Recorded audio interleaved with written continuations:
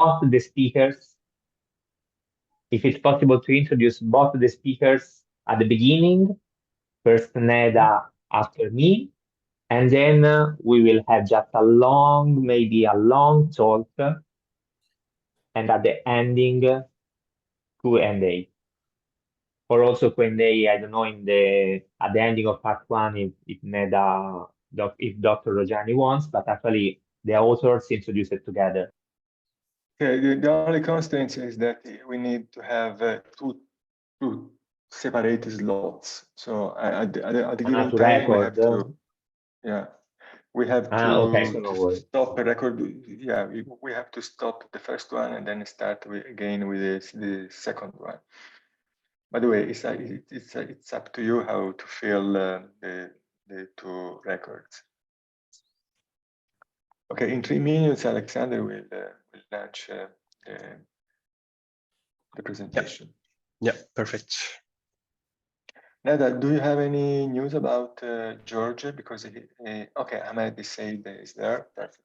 Yes, but no, sorry, because today I am at home and taking Okay. Ahmed, I saw that Ahmed just logged in, so.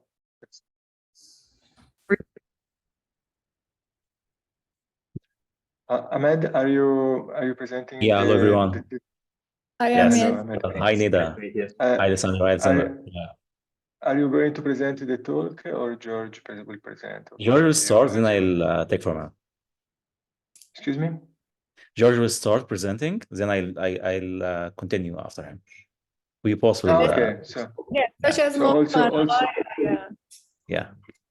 Also, your talk will be split among the both of you. Okay, that's okay. So the only one regular one is the Alexander one. That's okay.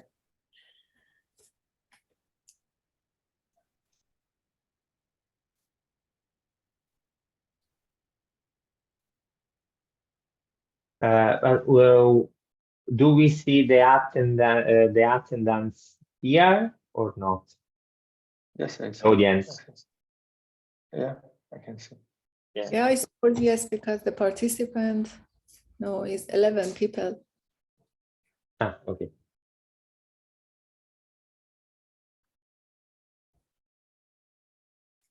Hey, hello, good morning.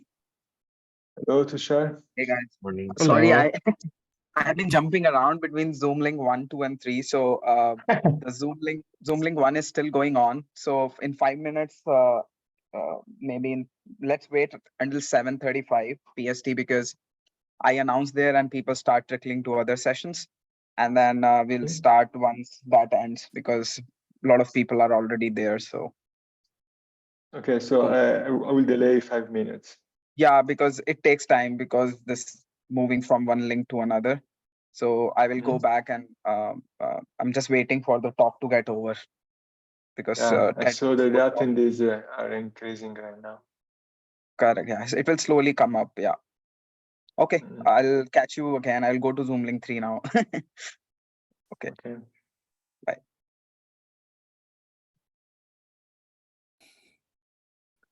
So Alexander, we have to wait 5 minutes more. Yeah, that's fine. Fine with me. We'll probably be finished on time though, because yeah, as I said, I will be talking about 40 minutes, I guess. So yeah, that's fine. Okay, we have 20 minutes of break, so we can adjust our time slot accordingly. So reduce the break or. So we can have the free coffee break now.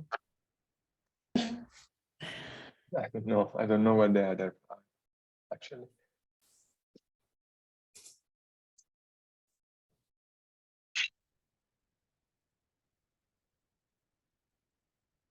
As always, I love the caterings for these events. Catering is the best way. So.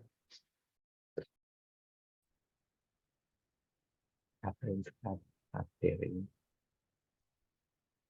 We are waiting for George. Am I right? No, we are waiting 5 minutes because there are previous session in delay or something like that. So we have to wait 5 minutes. Tushar asked to wait a few minutes.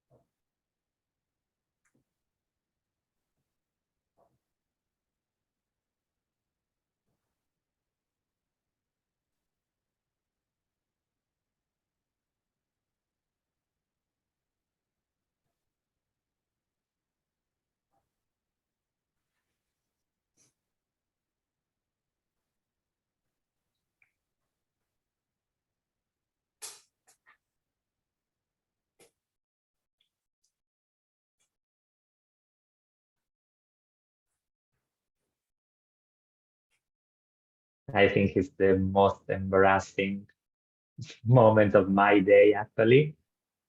I don't know if for you it's the same. Marco, you don't need to talk right now. You can just switch off your microphone and your camera. That's okay. You can do. I any don't other want to be task. unpolite. We are about 18. We have 18 attendees right now. So in a few minutes, we are going to start. Hmm? Oh,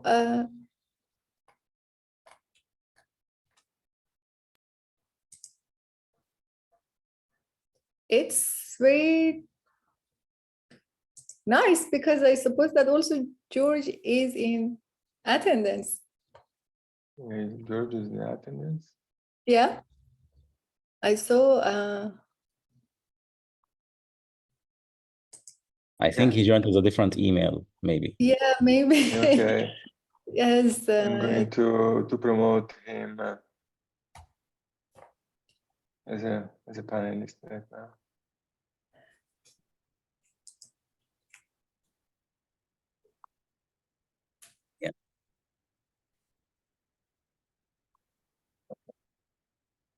Hey everyone. Hi. Hello, Hi, George. Georgia. I was in Hey. the other, I think the main presentation is still ongoing, so I was a bit delayed on those other ones. So I joined as a presenter, and then I was going to switch later to sorry, I joined as an attendee and then was switching to a presenter later on. Yeah, I did that. Yes. Yeah, Tushar asked to wait for 5 minutes. 5 minutes are just finished now.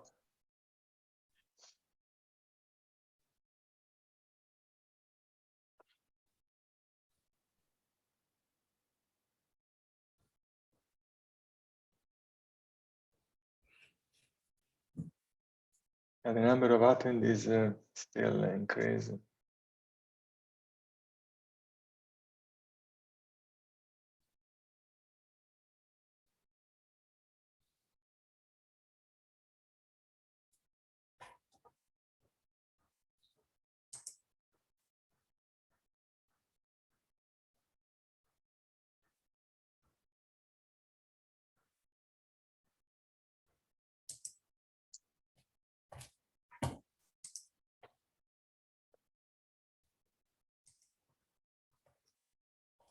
So what do you think, Alexander? Are we going to start? Do you Sounds prefer good. wait, do you prefer wait a little bit? I don't know. Because It's up to you. I'm fine with both. let's just wait just 1 minute more.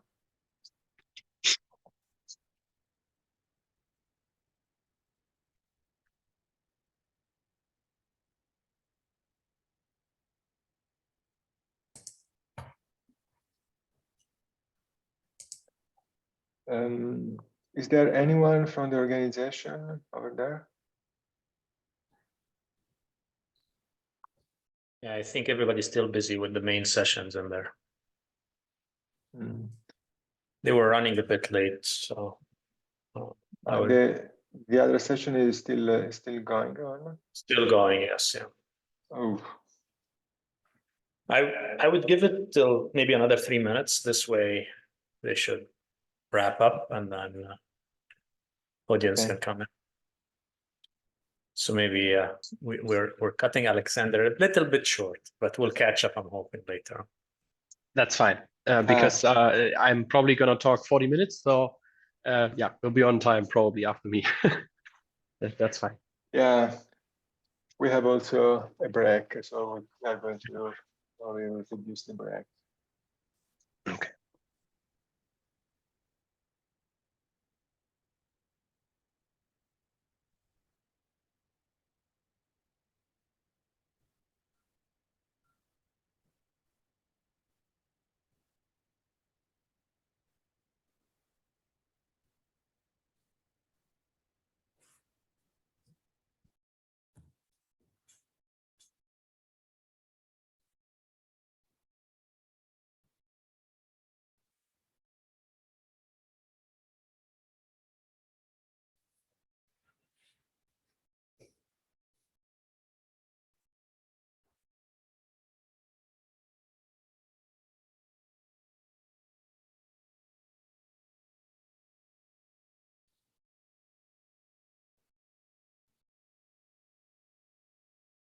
Okay, so they wrapped up the talk and they moved into the parallel session to ours again. So we should be good to go now. Okay. Okay, so they finished it. Are you going to start now? Perfect. Okay. So, Alexander, are you ready? Yes. Okay, thank you. Okay, so welcome to everybody to this workshop on microwave and AI technologies for UAVs detection, classification, and applications. This workshop has as objective the UAV, which is a class of connected and autonomous system that play a day-to-day and essential part of everyday life, as well as a rapidly growing field of technology. Following the experience of the increasing autonomy in the automotive sector, we can certainly foresee that similar or even greater development will be faced also by UAV in several contexts. This workshop addresses newest and advanced research works in the cross-border fields of microwave technologies, communication, computer science topics to provide an organic view of UAV detection, classification, and application to several areas. This workshop is organized in 4 talks. The first one will be given by Alexander Grothold. My pronunciation is not perfect. From Ulm University, Germany. The title is UAV-borne ground penetration radar. Alexander received the master degrees in electrical engineering from Ulm University in Germany in 2019, where he is currently pursuing the PhD degree in electrical engineering with the Institute of Microwave Engineering. From 2017 and 2018, he was an interim with the EAA Bosch SensorTech, Sunnyvale, California, USA. His research focuses on airborne GPS-AR systems and their applications. So please, Alexander, Yes, thank you, Alessandro, for the nice introduction. Yes, you can start. Thank you. Yeah, let me also welcome you all to this presentation on UAV-borne ground-penetrating radar systems.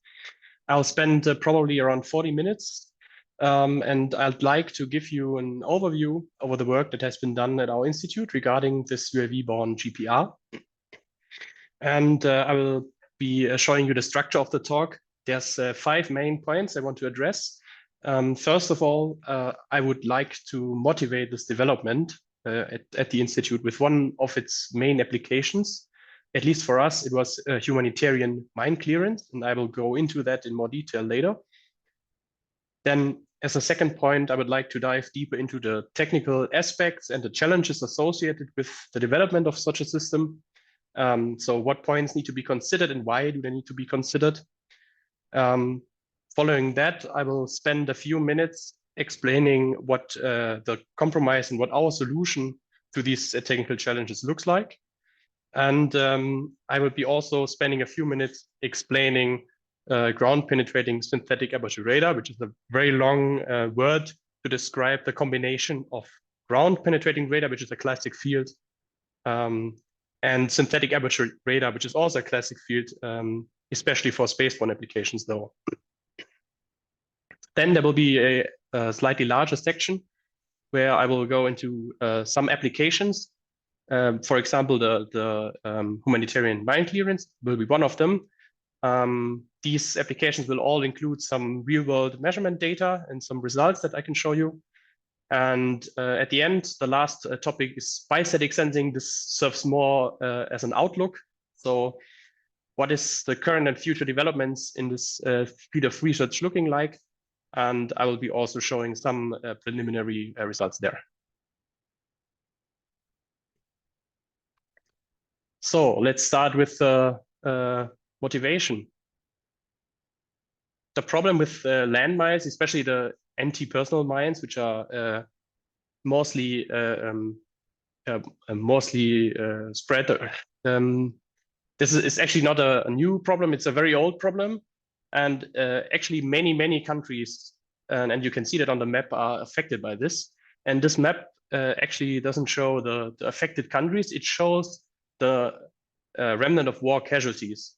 So it actually shows that each year, many people are still injured or killed by these mines that are still in the ground. And yeah, that's a big problem. And it's not only a big problem for wars that are a few years or a few decades ago. It is also a problem for wars that have been done for a long time, and still there's some areas contaminated. The second issue is the technologies that are used to locate these mines are usually very simple. It's either not even technology, it's animals, it's rats, it's dogs that are highly trained, or it's some manual kind of device. Especially metal detectors are used widely, but there's also a lot of other manual tools that are used for mine clearance operations.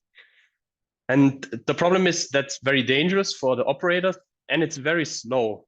So actually, that's not even a new topic. Each year, more mines are still planted than are cleared.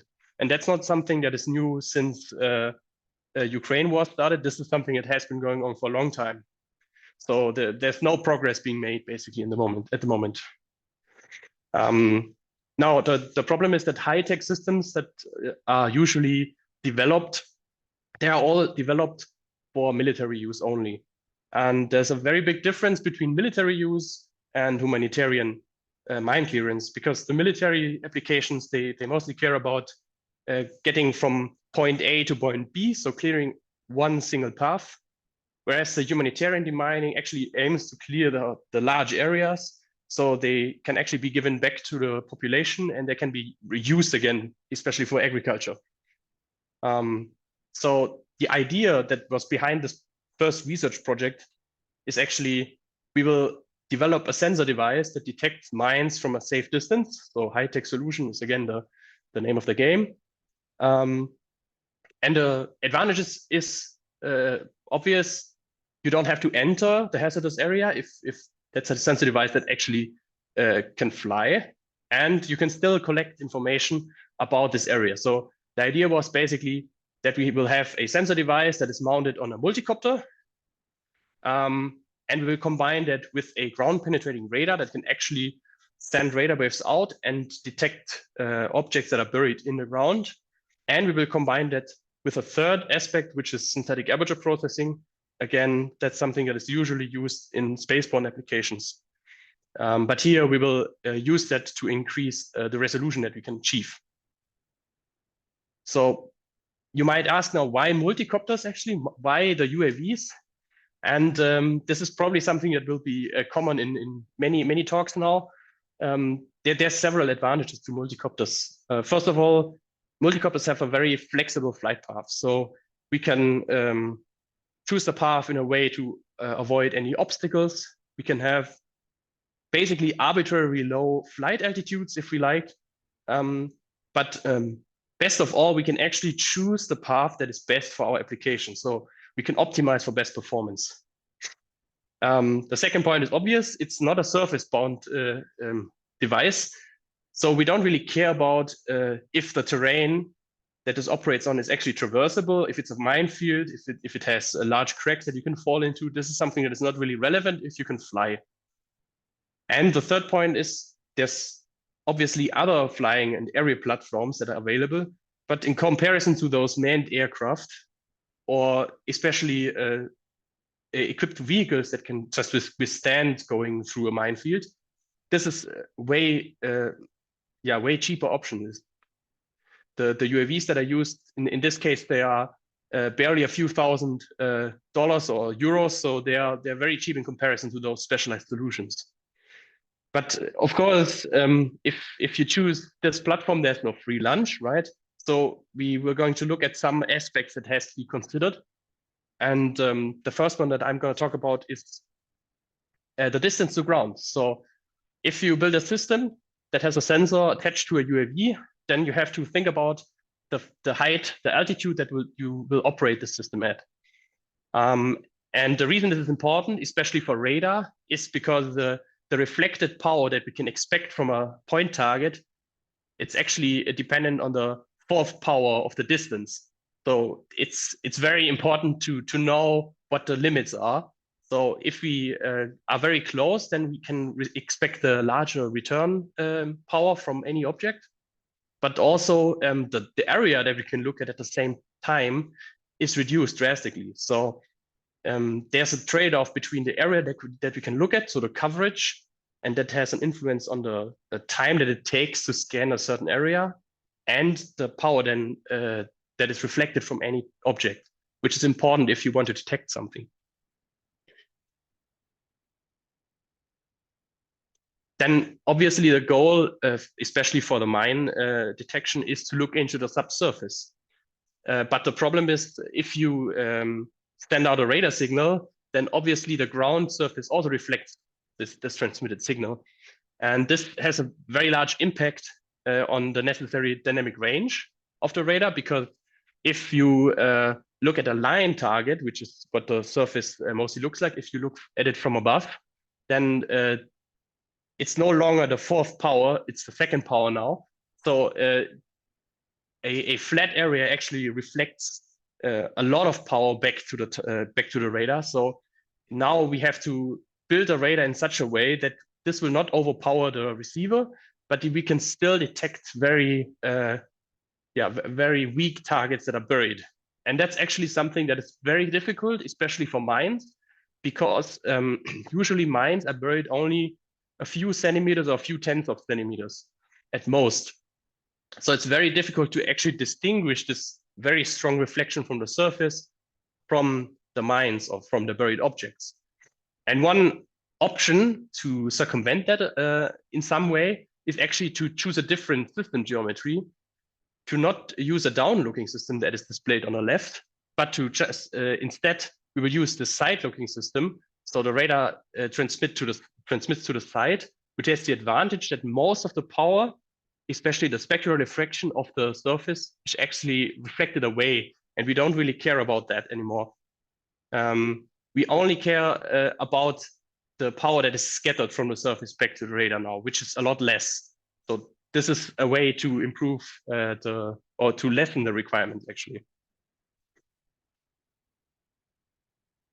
Then depending on what your imaging method is, so depending on how much effort you put into imaging in a signal processing manner, this actually influences how much accuracy you need for your localization solution. For any imaging that you want to do for the subsurface, it's actually necessary to have a localization.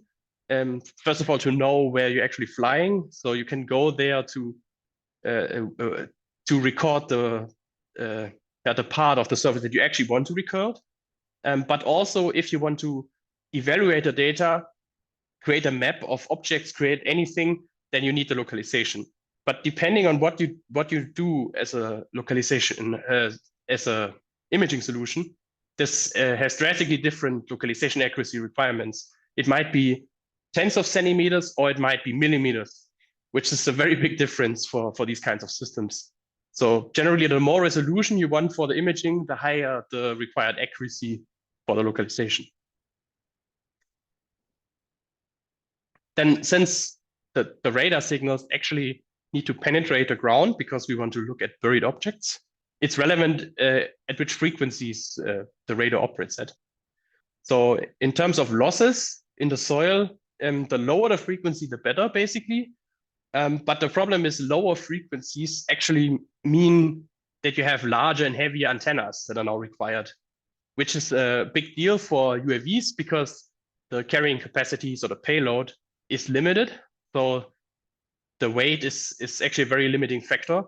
But also the size is relevant because if you have large surface areas, that creates can create strong rotational forces if there's any wind, or if you want to fly back and forth with some speed because it has air resistance. So it's not a trivial question to answer, but you still need to find a sweet spot between low frequency and still small enough antennas to actually operate the thing. And of course, in comparison to common mounted systems that are mounted to aircraft or vehicles, there's this low weight constraint. So depending on what kind of system you want to transport, you need a different kind of multi-copter solution. So the larger ones might be more expensive, but they have more payload capacity. But it's not only about the size or the cost, it's also about the required permits that you need to operate this. And it limits where you can operate it. So it's actually a good idea to think about the maximum size that you want to have to be able to operate this system in a flexible way without requiring too much extra work into permits and extra things. So now this is what we actually arrived at with all these constraints in mind for this given challenge of detecting anti-personnel mines. We have a hexacopter, which is a UAV with 6 rotors on top of it. It has a payload capacity of around 5 kilograms, which is actually more than we need. Probably 3 would suffice. We went for the side-looking radar because, as I said, we wanted to actually reduce the surface reflection because of the shallowly buried targets that are relevant for mine detection.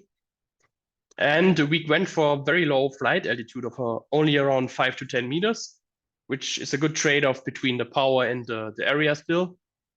In addition to that, the radar system itself is actually an FMCW radar, so a very common type of radar. But we are using actually 2 transmitters and 2 receivers. You can see it in the image. There's 4 antennas. These 2 on the right are actually the transmitting antennas. These 2 on the left are the receiving antennas. So we actually have a fully polarimetric system. So we can do polarimetric imaging if we want to do that.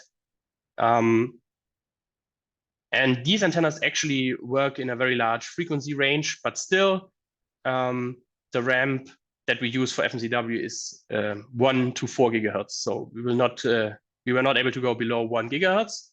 But this is still a very large bandwidth, so we will get a very good range resolution for the radar. And 1 gigahertz is low enough to actually penetrate most of the ground types that we have.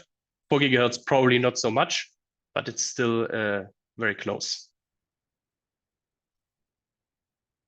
As I said before, depending on the solution that you use for imaging, you will need highly accurate localization. And because we are doing actually SAR, which is one of the solutions that require the highest level of accuracy, we will actually we actually have a very highly sophisticated localization solution, which relies on a real-time kinematic global navigation satellite system.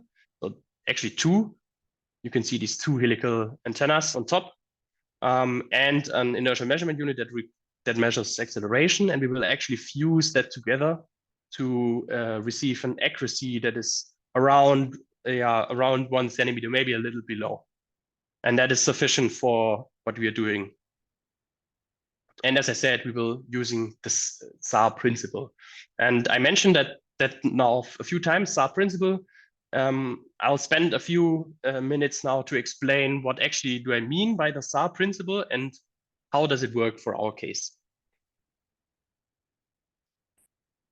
Okay, so the basic principle of SAR imaging is basically we will rely on the fact that, first of all, the environment is static. So the environment does not change, which is a good assumption for a minefield.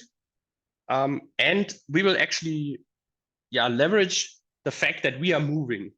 So what we want to do is actually, we want to use many, many measurements, and we want to coherently integrate those to get a single, a single measured image in the end. So what we do is basically, we in this case, you can see these red crosses that they indicate the points where measurements were taken.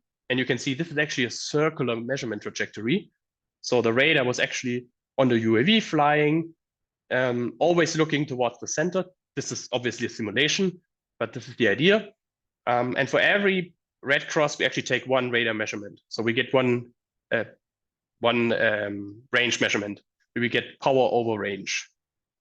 And back projection is actually the algorithm that we use. And this will be used to actually back project, as the name suggests, these radar measurements onto this blue surface. And this will actually be done in such a way that they will coherently add up if there's a target there. So you can see actually a few measurements are not enough to actually localize the target, but as soon as we cover some angle, you can see a very nice point response of this 1 point target. And what you can also see is actually these are not enough measurements, which is why we get these aliasing effects around it. But otherwise, this will take forever to animate. Obviously, it's not only possible to do circular SAR. This is only one option. The other option is to do linear SAR, which is what remote sensing is all about, mostly. And the spaceborne systems usually all work in a linear SAR fashion. And this can also be done with the same algorithm in our case, because it's a very flexible algorithm. It's not the fastest, but it's very flexible in that regard. So, but now actually we want to look into the subsurface. So we need to actually look at the path that the wave actually travels at. And you can see this red dot on the surface. There's some range to the radar, and you can see this buried dot. There's also some range. And actually these 2 that are marked R1 and R2, they're actually the same. So there's this line of ambiguity.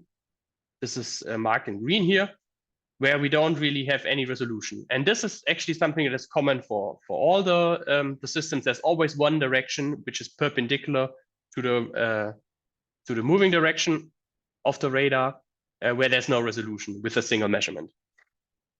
But this is not an issue, because we have many measurements. For linear SAR, though, these measurements very much look the same, because you can imagine this UAV basically moves in the plane, into the plane of the presentation and out of it. This actually leads to very similar geometries. And if you actually do SAR processing now, then we will get a two-dimensional image, which is in this case XY. So Y is the direction that is marked here. X is the direction in the depth, and Z is the height. So in this case, we will actually sweep through the depth, and we will look at slices of this image. And if we do that, you can actually see there's a target right there at 0, there's a target at -10, and there's a target at -20. But you can also see that these targets defocus, and they create a lot of noise, I would say, and the resolution in this direction is not that good, because we cannot distinguish really between the height and Y, which can be seen in this image again with the green line. But if we do a circular measurement, then actually there's no ambiguity anymore. So we can locate these 3 point targets very accurately in 3 dimensions. And actually, these are again simulations. But now we will actually go into the application segment, and I will show you some real-world measurement data that is related. And the first application, again, is related to mine detection, but not the buried ones. Actually, there's mine types. This is one example of that. This is actually from one dummy, which is something the Soviets developed. This is a bottle-sized anti-personnel mine, so maybe you can see it on the right. There's a very small blue thing sticking out around. It will not be blue in real life, but this is what our model looked like. It's only partially buried, and it's actually triggered not by a pressure plate, but by tripwires. So there's actually these very thin lines that are stretched over the ground, a few centimeters over the ground. And if you trip over them, hence the name, this will trigger the mine. So because these are very long metal wires, these are actually very easily detectable with the radar. You cannot see them in this image, but this is where they are, because these are 0.5 millimeters in thickness, which is very thin, but it's still enough to actually have a radar image that looks like this. So you can see the radar actually can detect the metal body of the mine, and you can see these lines, and these are the tripwires. These 4 red dots on the outside, these are actually corner reflectors that we placed just to make sure that everything focuses fine. But these lines, actually, you can see the tripwires. And there's actually a way to automate this, because these lines have a very nice phase response that can be exploited to do automatic detection. So if you use automatic detection, we can actually mark out these lines very nicely. And on the left side, you can see another example where the lines are very much more visible. On the right side, it's not so easy to see them, but still you can detect them using an algorithm. So that's one option. And what we did actually is only linear SAR in this case, because it's enough to be able to detect these lines easily. Second application, multi-baseline circular GBSAR. That's also a mouthful. The idea is to use a circular flight path now, but we will not use one circle, but we will stack multiple circles on top of each other.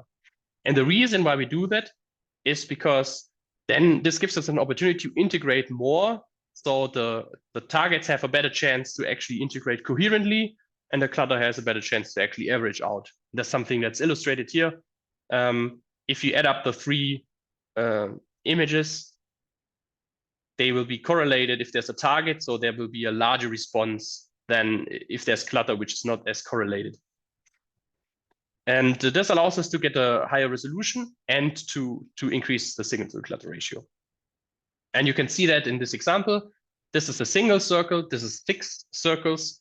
And you can see we are looking at a depth of 3 centimeters, and there's something buried at 5 centimeters. You can see that really clearly. We will not be able to see the object that's buried at -14. That's just too far away. But we can clearly see that the clutter can be reduced, and we can get a very nice image. And actually, we can also localize these objects in 3 dimensions, because we can actually look at the power of any point in the image over the depth and compare it to the surroundings. And this is what this is. And you can see there's a very nice peak at a specific depth. And this is the depth where we say that the target was detected. This dashed line is actually the depth of the hole that was dug before putting in the target. So you can see this is basically the height of the target. It's easily visible here.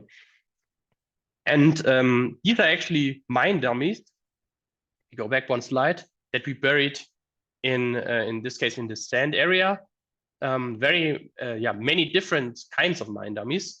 And these two were easily detectable, and most of the other ones that were buried actually could also be detected. There's only 2 exceptions, which is this one, because this is a mine that has no metal content, and this is actually a mine that has very little metal content. All the other mine types were actually detectable using this system. So that's actually a very nice result. So we can actually detect these landmines now. But I say detect, and this is not a detection. This is actually a SAR image still, but we can do detection as well. So this is one example of that. You can see this image shows an area, and you can see this green part on the left and this yellow part on the right. Actually, this is both grass, but the right part was actually covered, so it dried out. So this is why this has this yellow part. And we can overlay detections that we can do now just by using signal amplitude or depth, what I showed you on the last slide, and object size and strength, filter it a little. We can actually visualize these detections on the map of the surrounding area, and we can actually color that by the depth of the detection. So we can actually see all the targets that are detected. And you can see that these are reflectors that were buried. These are very strong targets, but actually these are mine dummies. The right part, these are metal mine dummies. The left part, these are minimum metal dummies. So there's only very little metal in them. Still, they are easily detectable. But there's also other applications of these kinds of systems. And one that we picked out is actually detection of avalanche victims, because that's actually a very related kind of problem, because we are also looking for objects that are buried beneath some media. And for that, we actually went to the Alpspitze, which is a mountain in the German Alps, which is near Garmisch-Partenkirchen. And we went on an altitude of 1,900 meters, which is high enough to get this surrounding. And actually, this was a location that was only reachable by ski, and everything else had to be transported by this snowcat, which is why they parked it here. We brought our system, and we buried some objects that we investigated. One type of object was this mannequin torso. We used that's usually empty, but we filled it with water to simulate approximately simulate a human body. Same thing for these canisters. We placed these canisters, filled them with water to simulate human body. But we also left some of them empty just to simulate what happens if there's an air pocket. Can we see it? Is it detectable? And we also used corner reflectors again, just to confirm that everything works properly. On the left side, you can see now this is a map, top-down view over the area, and you can see all the objects that were buried and where they're buried. These red triangles, these represent the corner reflectors, and you can see on the right side, these are very strong targets. These are easily detectable, all of them. But also there's these mannequin torsos. They're marked in blue because they're filled with water. There's also these canisters, also marked in blue because they're filled with water. And then there's these canisters which are not filled with water, they are empty. And you can actually see that we cannot detect those empty canisters. And the reason is because this was actually done in a very dry snow, which I will come back to in a minute. And dry snow is actually very similar to air in its characteristic. So it's not enough difference to be able to cause significant reflections there. This is why we can't see it. But we can detect all of the water-filled objects, so the mannequin torsos and the canisters. These are all detectable. But obviously, as I said, this is dry snow, so very powdery snow. This is not something that is really a realistic situation for avalanche victims. So what we did is we talked to the snowcat operator and we let him actually pile up some snow. This is actually a mixture of dry and wet layers, and it's compressed because on the backside the snowcat was actually driving up and down. And I apologize, it's very saturated, this image, but it's the only way to make the surface visible, which is very rough. But still, you can see we buried again some canisters, a corner reflector, and a torso, this time in a vertical direction. And again, we can look at the resulting image, and we can see we can detect all of them. So still with the mix and compressed snow, it's a very clean detection image, and we can clearly detect those three. Okay, so now we will have a short outlook. So what's going on at the moment, what's going on in the future, and that is bistatic sensing. So that's actually something that that we already published. We used this radar system together with a repeater element to do bistatic SAR. So now I have to step back and explain what do I mean by bistatic SAR and bistatic sensing in this case. So usually radar systems are operated monostatically. So the transmitter and receiving antennas are either the same, which is rarely happening, but they are usually co-located. They're very close to each other. And in comparison to the distance to the target, the distance between those two antennas is very small. And this is why we say this is monostatic or quasi-monostatic. If you want to do bistatic sensing, then it's only truly bistatic if there's a significant angle between the transmitter, the target, and the receiver. So actually the transmitter and receiver are far apart in the same order of magnitude as the target is away from those two. This is when I will that's what I mean with bistatic sensing in this case. And the way we achieve that in this case is actually we have this radar system, which is the exact radar system that I presented. And it transmits a radar signal, and this radar signal will obviously hit the targets and come right back. So we will get the monostatic radar signal just as usual. But it will also hit this repeater element, and this repeater element actually receives it and retransmits it. And this will also hit the targets then, and then it will return to the radar system. And now we will actually have both, the bistatic and the monostatic. And the way this is done is actually, we have this is the repeater, this is the schematic view of the repeater, there's this receiving antenna. Then it will just amplify what it received. And there will be an added modulation, and then it will transmit again. And the reason why we do this modulation is because this allows us to separate the mono and the bistatic signal in the frequency domain. And for FMCW radar systems, actually separating it in the frequency domain just means we will separate it in distance. So we will actually move the bistatic targets to another part of the range, so they will not interfere with the monostatic ones. Why do we do that? Because if they overlap and we want to do SAR processing, then basically the stronger one wins. So if there's a large difference between the signal strength of mono and bistatic returns, which is something that is to be expected, then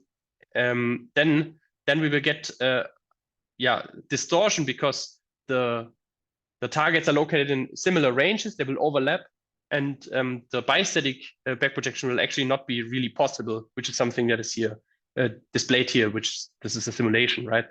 You cannot do the bistatic back projection now if you don't do the modulation, because they are interfered by the monostatic. The monostatic is still fine. But if you do the modulation, you can do both. You can restore the monostatic image and the bistatic image. And actually, is there any advantage to that? Yes, there is. This is again the target area from the last slide. And we will look at two targets in this case, which is this horizontally aligned cylinder, just a cardboard cylinder with aluminum foil around it. And there's this aluminum foil ball. And obviously, monostatically, we can detect the ball just fine. We can see it at the top. This is the sphere. And this horizontally aligned cylinder, it's actually, yeah, it depends on the angle, right? So the reflection that we get from this kind of object is very much dependent on the angle. So if we can't get the perfect angle, then we will just see some parts of this the cylinder. It's very hard to detect that. But if we do the bistatic sensing now, then we can actually do again the sphere, because in the bistatic reflection of a sphere is still pretty strong. And in this case, the bistatic reflection of this cylinder was just right. So so we can profit from the fact that the incoming and the reflected wave are actually at the same angle, and then we can actually use that. And in this case, you can see this is a star image again. Now we can see this cylinder. So there's actually an advantage. This is a very constructed example, obviously, but there's obviously advantages to be able to do bistatic sensing. There's additional information that you won't get from the monostatic sensing. And these are actually real-world measurement data, right? So you can really see that this makes a big difference. But obviously, this is a stationary repeater, right? So we had this setup here, and we placed a repeater on the ground. This is not something that you will really do in an application, and you will definitely not do in a minefield, right? Makes no sense. So actually, what is being worked on at the moment is putting that on a second drone. So, and this is actually one of the working systems already. So there's a radar mounted to one drone, and we have the repeater mounted to the other drone. And in this case, the triangular path actually looks like this. This is the monostatic path and back, and the bistatic path reflects from the targets or scatters from the targets, goes to the repeater, and then back to the radar. And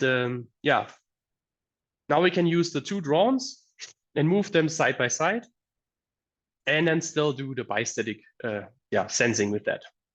And that's basically one of the main aspects that is currently investigated, bistatic or multistatic sensing.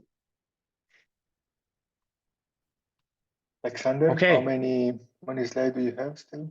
One slide, last slide. So that's already the end of my talk. To summarize, the UAV-based GPR is a technology that opens up a lot of many new applications. There's mine detection, there's avalanche victim detection, there's research in a bunch of topics, especially glaciology, because it's also interesting to look into different kinds of ice and snow. This is always something that is relevant, because usually these applications relied on carried or some other surface-bound technology, which is something that the UAVs actually have an advantage over. And also we can now do true bistatic SAR imaging, and that's something that will be investigated in the future. So thank you very much. There's some references. If you download the slides later on, you can have a look. And as I said, thank you again, and I'll be happy to answer questions if there are any. Well, thank you very much, Alexander, for this very interesting contribution, and with a lot of information or technical information. There are some questions addressed to you that you can see in Q&A tab. The first one is about the possibility to operate the UAV remotely and or manually, also in the case of multi-copter, so with the cooperating UAV. So